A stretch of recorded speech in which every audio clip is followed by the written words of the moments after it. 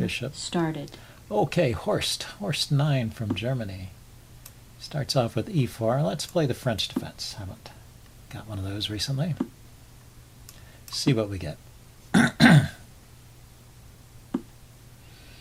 Okay, this is the main line, the Winawer variation.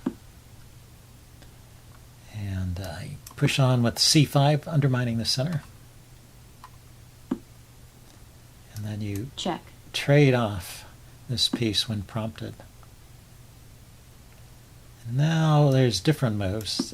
Queen c7 is a line, with the idea of meeting queen g4 with f5, but he didn't play queen g4. He just pushed on with a4. That's kind of interesting. So if I take on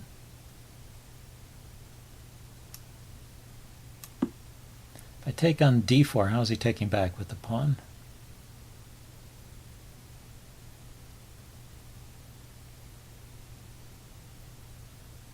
I guess with the pawn, he needs to defend the e-pawn, I think.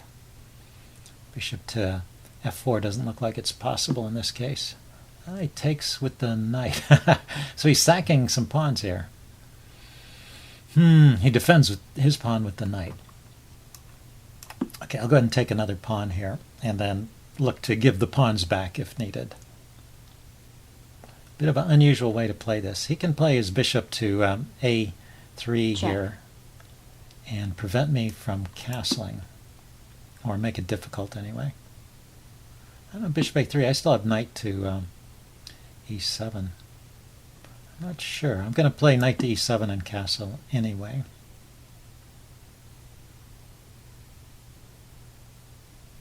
And I'm going to leave this pawn here for a while. Yeah, he can go after this guy, but I can still just castle, I think. Okay, yeah, I didn't think about that move. So this will cause my queen to go to an awkward square, maybe.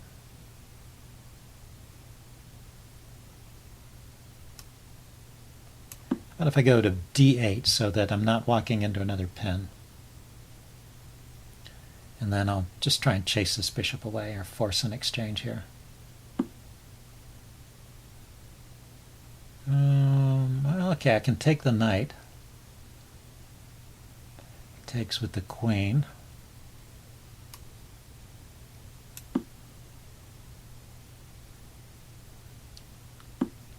And I can attack the bishop. Gives my light-squared bishop something to do, which is good. This is the bad piece in this structure. Now the only problem is if my king side has become weakened because of this, but I don't see it just yet. Might even be able to play rook to e8, which would be nice. Okay, let's make a little space here. He's threatening to play bishop to c7 and trap my queen, or nearly trap it. So what do I want to do here?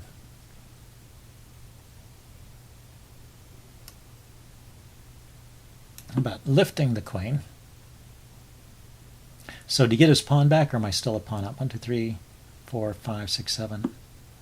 I guess I'm still a pawn up.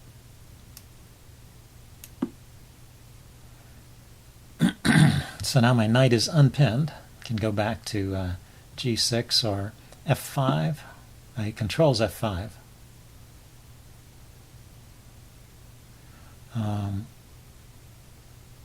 I could go to c8 here. Kick the bishop. Ask the bishop where it wants to go.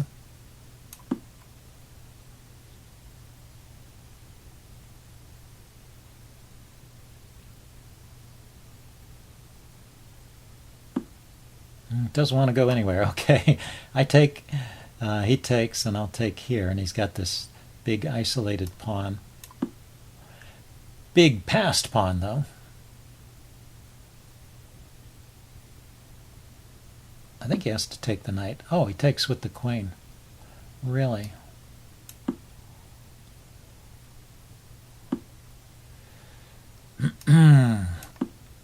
Okay, so he's going to have this passed pawn, and I'm going to try and round it up.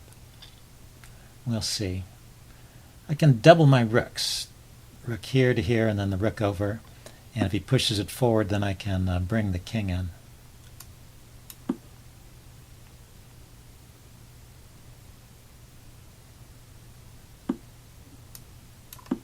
Yep. So he can win a pawn here. And I can double my rooks. And let's count. 4 and 4, 2 and 1. So I'm still one pawn up. Not the healthiest, not the world's healthiest pawn. But he's giving a pawn back right away. Interesting. It's because of the mate threat, I suppose. Rook takes, rook takes, rook takes, and then rook back here was mate. But now I can take it. Now I'm threatening to take the pawn.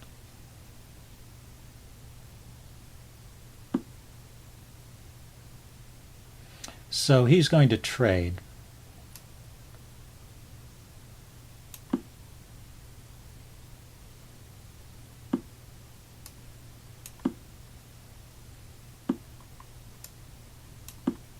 And if we trade again, this is a good endgame for me with an extra pawn.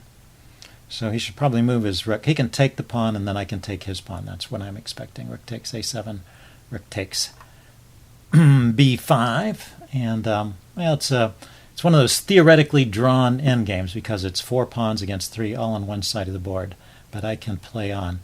But this way of playing, this is a winning pawn endgame. Winning king and pawn endgame, so no problem here. Let's move the pawns one step forward. You want to keep his king out.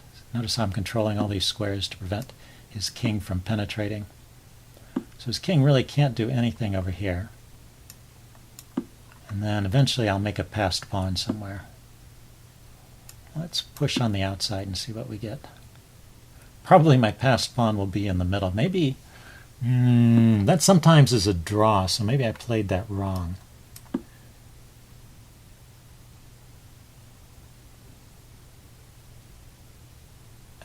Let's think. If I push, takes,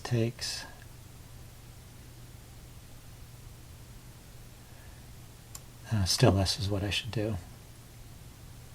If I take back with the king, it keeps his king out of these squares. If let's think about it. So I go here, he goes next to the pawn. I push one step forward, he takes it. I go here, and he can't defend this pawn. So I'm still going to end up with a pawn, with an extra pawn that's passed.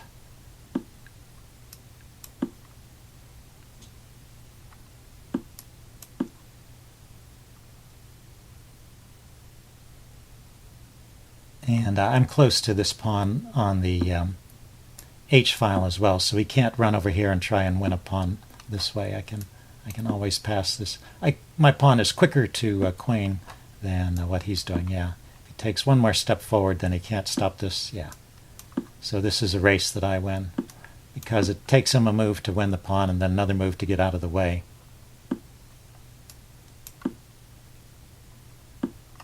And I queen first. Well, that was closer than I thought it was going to be. But this should still be a win, even without these pawns over here. These pawns over here make it easier because now I can simply do this. Yeah. This is the simplest way to win. Sacrifice the queen for the pawn. Check. And then queen this guy. Oh, he's going to persist. This is not too hard. White resigns. But there were ways to win it even without that pawn, because you can use the queen to harass the king, force it in front of the pawn, and then bring your king over. Anyway, I'll take a look at that in the postmortem. See you guys later. Bye.